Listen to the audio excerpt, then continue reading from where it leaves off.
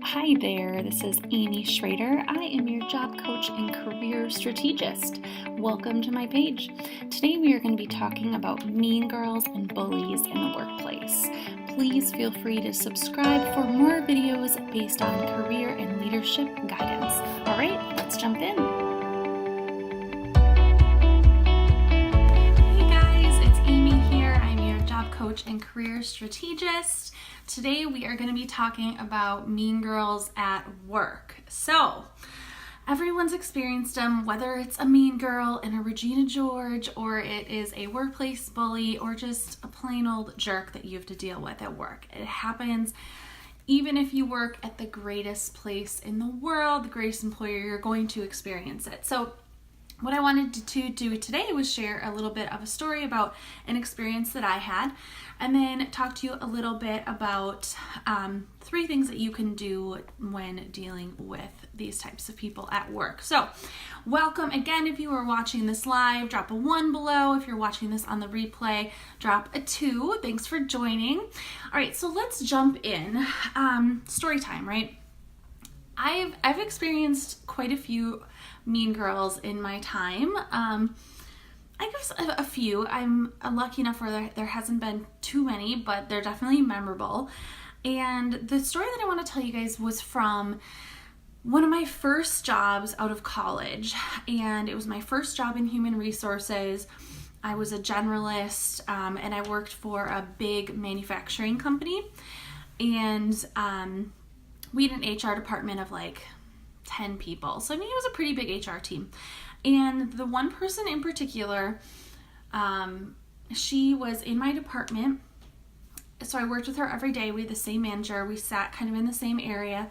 And she just, for whatever reason, did not like me. She was the kind of person where if we went on break at the same time and I saw her in the break room, if I sat down at a table, at the same table as her, she'd get up and walk to a different table and sit down. It was just ridiculous. She would, we would be talking and she would take my idea and take it to the supervisor and pitch it as her idea. She would move my stuff, my personal belongings. She would just, talk and talk rumors to me, to other colleagues, and just things like that. I would come into a meeting or into a conference room and she would be talking, and then I would walk in and she would see me and she'd just stop talking. She'd be someone where I would say hi to her or good morning and she would just look at me and not say anything in return. And this was my one of my first real corporate jobs, so I didn't know what to do, and I was very young. I think I was 20 maybe, so I had no idea how to react. Now, over time, mean girls, they kind of take on different types of, they do things. And what I want to tell you guys about, though, is that if they are harassing you, now there's a difference between someone harassing you at work and someone just being a jerk. If someone's harassing you, please talk to your next level leader, go talk to human resources, or contact your employee assistance program.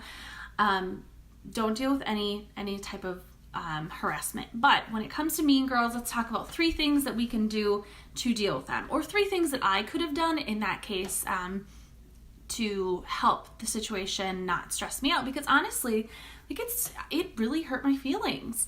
So first thing is not to stoop to their level, obviously. And that is so hard because it's human nature. It's human nature to want to retaliate or even just show our emotions, even if it's nonverbal. So roll your eyes when they come in, or just the body language just suddenly changes. And so it's really important not to stoop to their level. If you want to vent about this person that is not being nice to you at work and is giving you a really hard time, then it's okay to do that outside of work with someone that you do not work with, but don't drop to their level and start talking to coworkers and colleagues about it and spreading rumors and doing the same things that they're doing. Obviously, you're going to want to try as hard as possible to be the biggest person and to get through it without dropping down to their level. And remember that the way that they're acting is not a reflection on you. So they could be saying that you are lazy, or that your quality of your work is bad, or that you're annoying and they just don't like you. That is their perception. That is not your truth and who you are as a person, as an employee, as a professional. That is their issues to deal with. So keep that in mind. Don't drop to their level, and just remain professional. Like, keep your eyes on the prize, worry about yourself, and keep going. Don't care about what they have to say about you. It's none of your business. Just keep going. Don't drop to their level. Second thing, at this point, it's important to be on the defensive. So when you find that someone is causing trouble, or they are being resentful to you, or they're stealing your ideas, things like that, be selective. Be selective in the information that you share with them. And that goes for everything, from if you're sharing with them, your plans for the weekend, or what your career goals are, or what you did before, or what your thoughts are on a project. Be selective in what you're sharing, because you know that they are going to use whatever information they can to use that against you in whatever way that they can. So be on the defense. Really be strategic and just specific in what you are not sharing, or what you are sharing as well.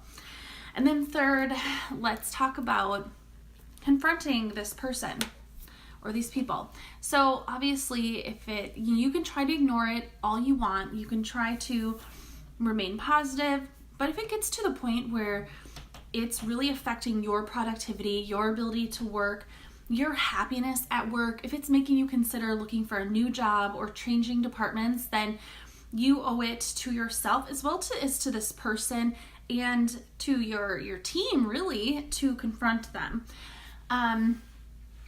Now, let's kind of talk about how to do that. So obviously, the main thing is to remain professional and be prepared. So what I would do, like what I should have done in my situation, was schedule a conference room or find a time when you would have some privacy to speak with them, and just sit down with them, ask them if you can talk to them for a couple of minutes, and sit down with them and just say, I've really been sensing lately some negativity or, hostility between us, and I'm just wanted to see if we could sit down and kind of talk about it, because I would like to have a work environment where we can all be, getting along, and if I did something to offend you, or if I did something that have been causing these feelings, I want to have the chance to talk about it, and then just kind of get their feedback from there. Now, be prepared. You're going to get a couple of different potential responses. The first response is that they're going to not have any idea that they were acting that way. And by you bringing it to their attention, they're going to just really put the brakes on and realize that it's something that they're doing. Also, they're going to realize that they can't bully you, that they can't treat you like that, because you're going to point them out. You're going to ask them, like, hey, I'm being the bigger person and I'm seeing if we can come to a resolution, or I'm asking you to be upfront with me on what I did to cause this type of interaction between us. So you could get someone who doesn't realize that they've ever been doing it. And I think that that's fairly common when you confront someone. They'll say, oh, I didn't even realize I was doing it. Or they'll be like, it could be a variety of reasons, things going on in their personal life.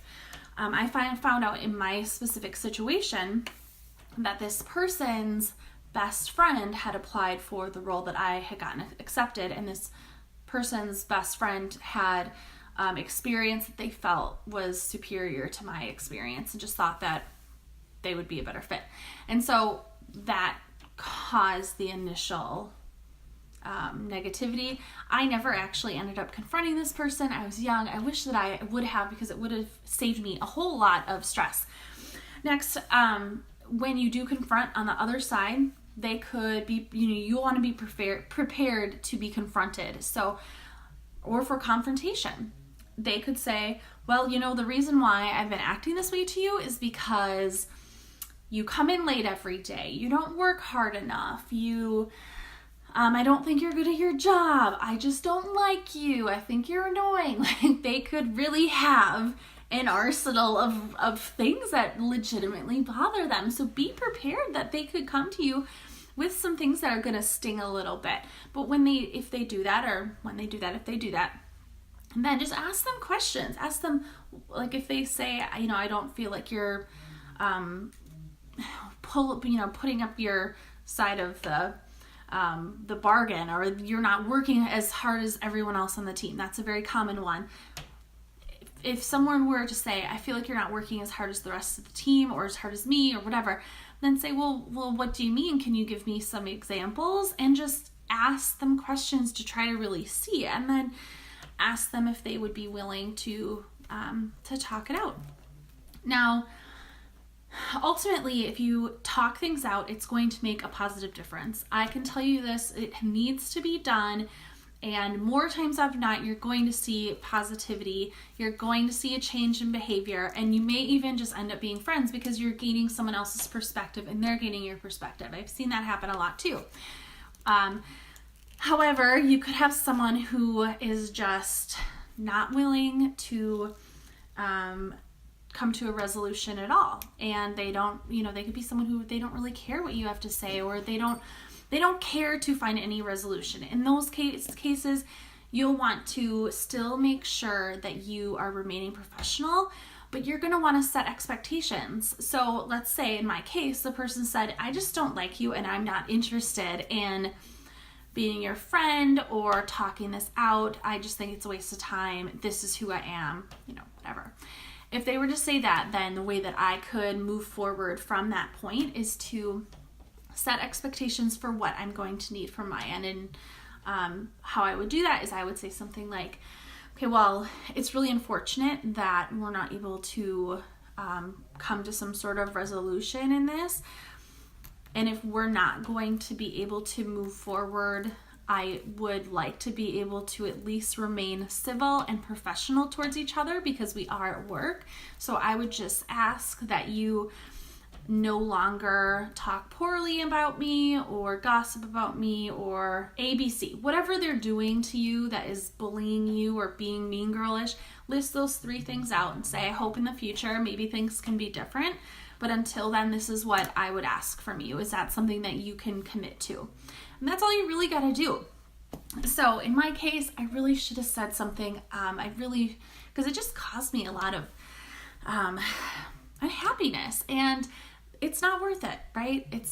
You work far too many hours to feel unhappy at work and to feel unhappy because of the way someone else is treating you.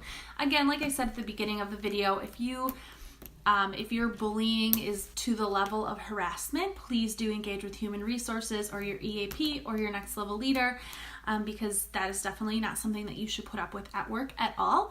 But in the case of mean girls, don't take it personal, be defensive, and be careful what you share, and then confront them. It's too short to just take it every day. So that is it, you guys. I'm gonna jump off. If you guys have any questions, if you have any mean girl stories, drop them below. I'd love to hear them. People have to endure some crazy things at work, and so hopefully you are not in a situation where you're dealing with a mean girl. If you are, shoot me a private message. I'd be happy to kind of go through this situation with you and give you some ideas of some ways that you could handle it. That is all for now. Have a great day. Bye.